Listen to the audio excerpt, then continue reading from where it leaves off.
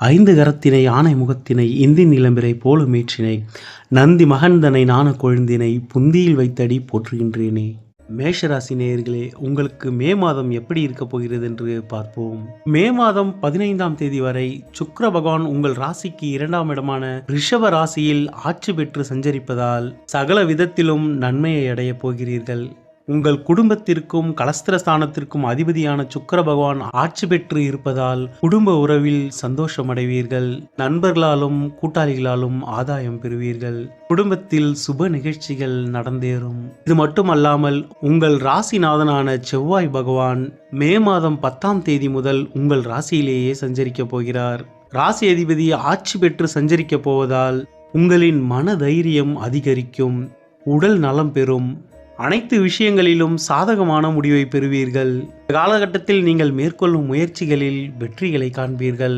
விரய சனியால் ஏற்பட்டு கொண்டிருக்கும் பண இழப்புகள் கட்டுக்குள் வரும். கடன் சுமை குறையும். கடனை அடைப்பதற்கான புதிய வழிகளை கண்டுபிடிப்பீர்கள். தொழிலிலும் வியாபாரத்திலும் லாபத்தை காண்பீர்கள்.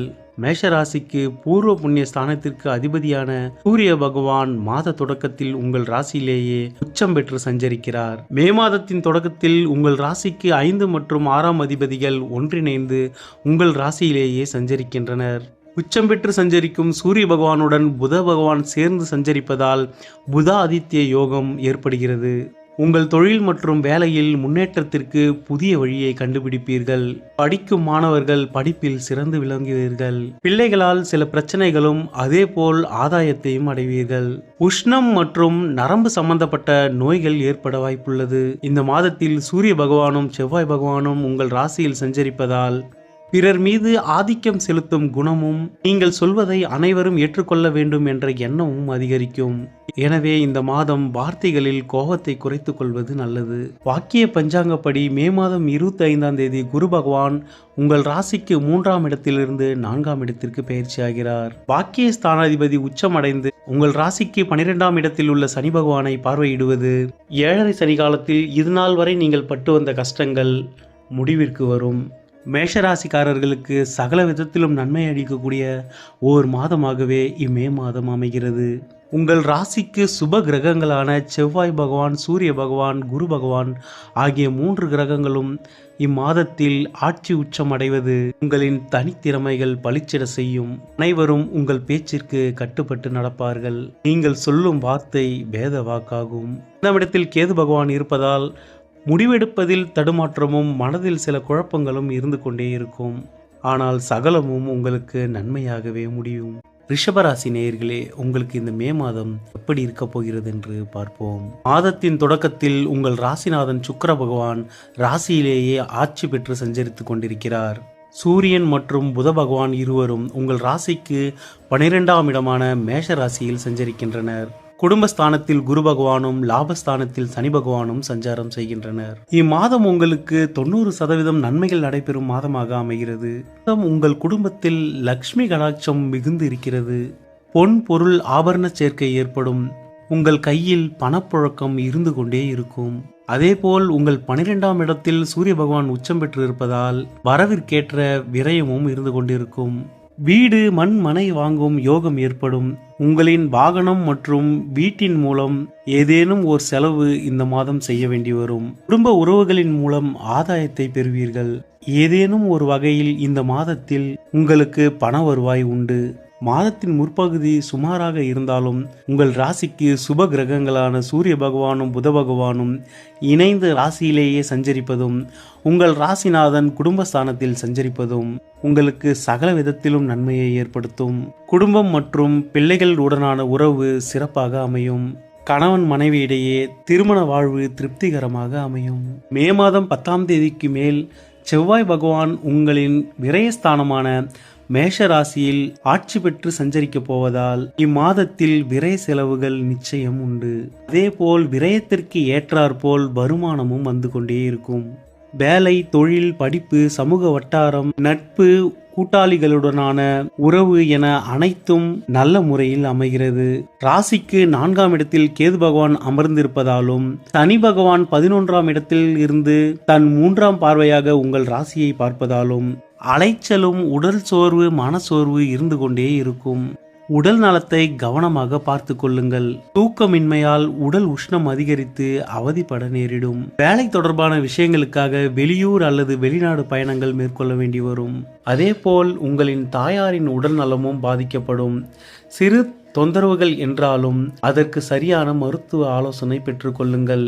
உங்களின் உடல் நலத்தை தவிர மற்ற அனைத்து விஷயங்களும் உங்களுக்கு சாதகமாகவும் நன்மையாகவுமே நடைபெறும். மே மாதம் 15ஆம் தேதி வரை அதிக அளவு நன்மைகளையும் அதன் பின் சில சிரமங்களையும் சந்திக்கக்கூடிய ஒரு மாதமாக இம்மாதம் அமைகிறது. 4ஆம் இடத்தில் அமர்ந்து சுக பிரச்சனைகளை ஏற்படுத்தி கொண்டிருக்கும் கேது பகவானிற்கு காஞ்சிபுரத்தில் உள்ள சித்திரகுப்தர் கோவிலுக்கு சென்று விளக்கேற்றி வழிபட்டு வருவதும் விநாயக பெருமானை தினம்தோறும் வணங்கி வருவதும் நன்மையை ஏற்படுத்தும். கேது பகவானின் தாக்கத்தை குறைக்கும். மே மாதம் மிதுன ராசிக்காரர்களுக்கு நன்மைகள் பல நடக்கக்கூடிய மாதமாக அமைகிறது. மே மாதம் ஆரம்பிக்கும் பொழுதே உங்களது லாபஸ்தானத்தில் உச்சம் பெற்ற சூரிய பகவானுடன் இணைந்து உங்கள் ராசிநாதன் புதன் பகவான் சஞ்சாரம் செய்கிறார். மே மாதம் 10ஆம் தேதி இதே 11ஆம் இடமான லாபஸ்தானத்தில் செவ்வாய் பகவான் ஆட்சி அடைகிறார். லாபஸ்தானம் பலம் பெற்று விளங்கும் ஓர் மாதமாக இந்த மாதம் மிதுன ராசிக்காரர்களுக்கு அமைகிறது. இதன் மூலம் தொழில், வேலை என அனைத்திலும் நல்ல லாபத்தை காண்பீர்கள். பழைய வீடு, வண்டி, வாகனம் போன்றவற்றை இம்மாதத்தில் நீங்கள் விற்பனை செய்தால் அதன் மூலம் நீங்கள் நல்ல லாபத்தை அடைவீர்கள். உங்களின் மூத்த சகோதரர் மூலமும் தந்தை வழியிலும் ஆதாயத்தை காண்பீர்கள். உங்களின் விருப்பங்கள் நிறைவேறும். ஆசைப்பட்ட பொருட்களை வாங்கி மகிழ்வீர்கள். மே மாதத்தின் 14 தேதிக்கு பிறகு சுக்கிர பகவான் உங்கள் ராசியில் சஞ்சரிக்கப் போகிறார். உங்களின் பூர்வ புண்ணியஸ்தானாதிபதி சுக்கிர பகவான் உங்கள் ராசியிலேயே சஞ்சரிப்பது கடந்த மாதம் பிள்ளைகள் மேல் இருந்த மனக்கசப்புகள் இந்த மாதம் விலகும். உங்களின் மனம் புரிந்து அவர்கள் நடந்து கொள்வார்கள். உங்கள் முகத்தில் தேஜஸ் அதிகரிக்கும். திருமண வாழ்விலும் காதல் வாழ்விலும் மகிழ்ச்சியை காண்பீர்கள். ஜென்மத்தில் இருக்கும் குரு பகவானால் டென்ஷன் மற்றும் மன அழுத்தம் இருந்து கொண்டே இருக்கும். வேலையில் அலைச்சலும் சில இடர்பாடுகளும் இருந்தாலும் லாபம் நிச்சயம் இருக்கும். குறிப்பாக வேலை தேடிக்கொண்டிருக்கும் மிதுன ராசிக்காரர்களுக்கு தற்பொழுது வேலை கிடைக்கும்.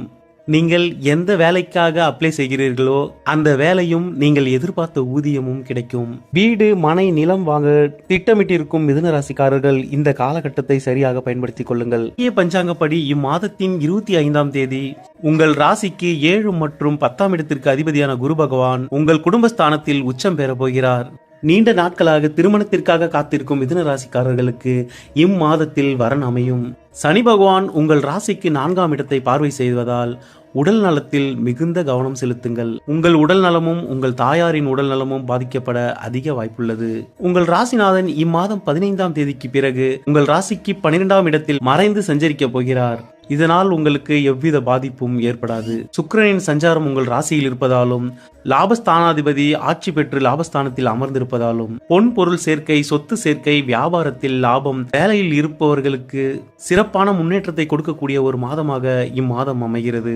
தொழில் ஸ்தானமான 10ஆம் இடத்தில் சனி பகவான் இருப்பதால் வேலையில் அலைச்சல் மற்றும் மன அழுத்தம், உடல் சோர்வு போன்றவை ஏற்படக்கூடும். அதே போல் உழைப்பிற்கேற்ற ஊதியத்தையும் ஆதாயத்தையும் பெறுவீர்கள். மிதுன ராசி நேயர்களுக்கு அனைத்து விதத்திலும் சாதகமான ஒரு மாதமாக இம்மே மாதம் அமைகிறது. மிதுன ராசிக்கார பெண்களுக்கு வாழ்வில் வளர்ச்சியையும் முன்னேற்றத்தையும் கொடுக்க போகின்றது.